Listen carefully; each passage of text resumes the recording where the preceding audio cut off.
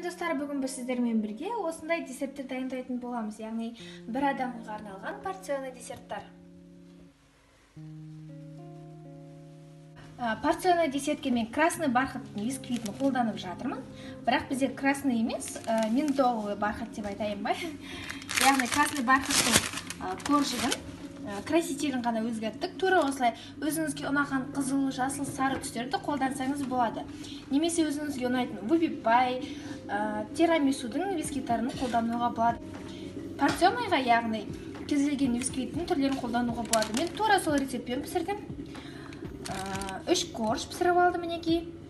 Енді осы 3 коржды порционный торт дайындайтын боламыз осы 3 коржбен. Порционный десертке арналған стаканның түрлері өте көп. Бүгін біз мынандай түрін қолданатын боламыз, мінекей. Және мынандай ұзын түрін қолданатын боламыз. Ол үшін біз корждарымызды бөлшектеп кесіп аламыз. Және қазір крем жасаймыз. Сливкімізді миксерлейміз.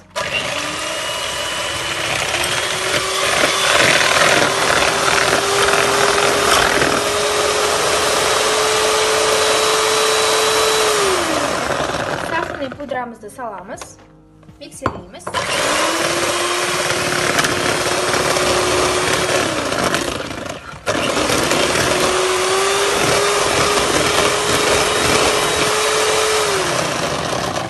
Творожный сырымызды саламыз.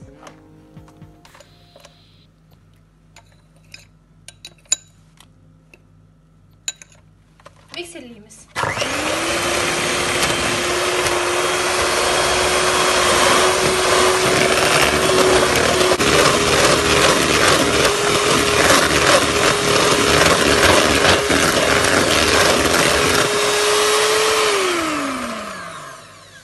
Креміміз дайын, енді десертімізді құрастыруға кірісеміз. Менде мынандай домалақ формалар бар. Енді осылармен мен торттарды былайынан кесіп алатын боламын. Мінекей өте жеңіл.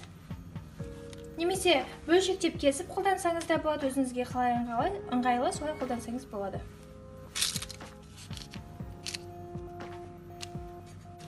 Астына аздап крем саламыз. Үстіне ең төменгі коржға бізде мынандай формамыз үлкен болғандықтан мен мынандай кішкентай қолмен бөлшектеп алдым. Соны саламыз. Енді крем жағамын.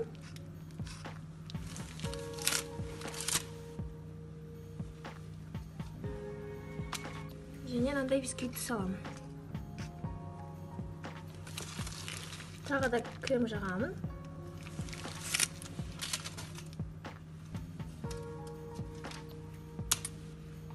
Бисквитті саламын. Нәтижесінде мынандай пайда болып жатыр мінекей. Енді тағы да крем жағамын.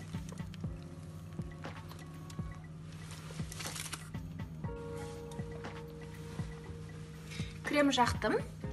Енді лопатканың көмегімен түзеулеп шығамын. Айналасын барлығын.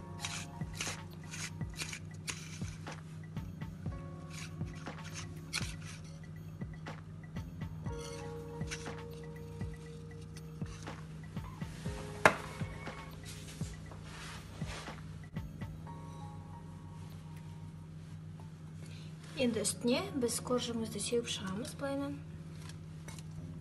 Немесе какао ұнтағын өзіңіз қалаған нәрсемен әдемілесеңіз болады.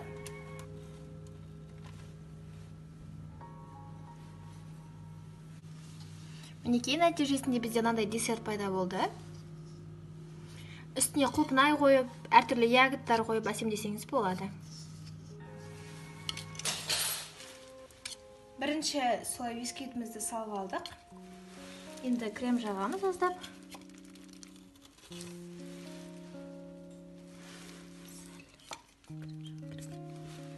Енді мынандай екінші бисквитімізді саламыз. Салдық. Енді тағы да крем жағамыз. Үшінші бисквитімізді саламыз.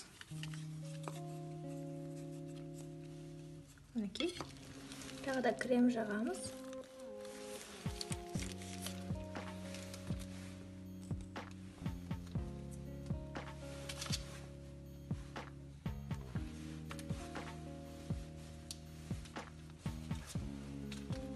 4-ші слой бисквитімізді саламыз.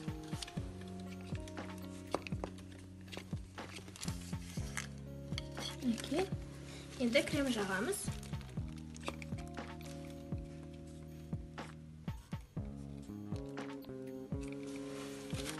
Енді соңғы 5-ші слой бисквитімізді саламыз. Енді бетіне жұқалап крем жағып, біз мынаны крошка етіп посыпка жасасақ болады. Немесе крем жағып, ягод, клубника деген сияқты нәрселерді қойып қолдансақ болады. Оформленияны өздеріңіздің фантазияларыңызға қарата жасасаңыздар болады. Енді біз блендерден кейін корждарымызды сеуіп шығамыз.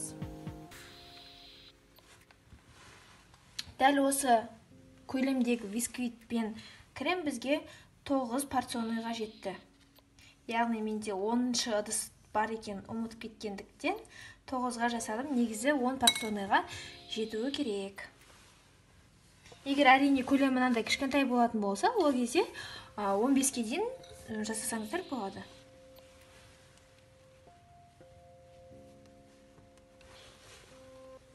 Мен достар, біздің мынандай порционный десерттарымыз дайын болды. Сізде жасап көріңіз, өзіңізді және жақындарыңызды дәмді тәттілермен қуантыңыз.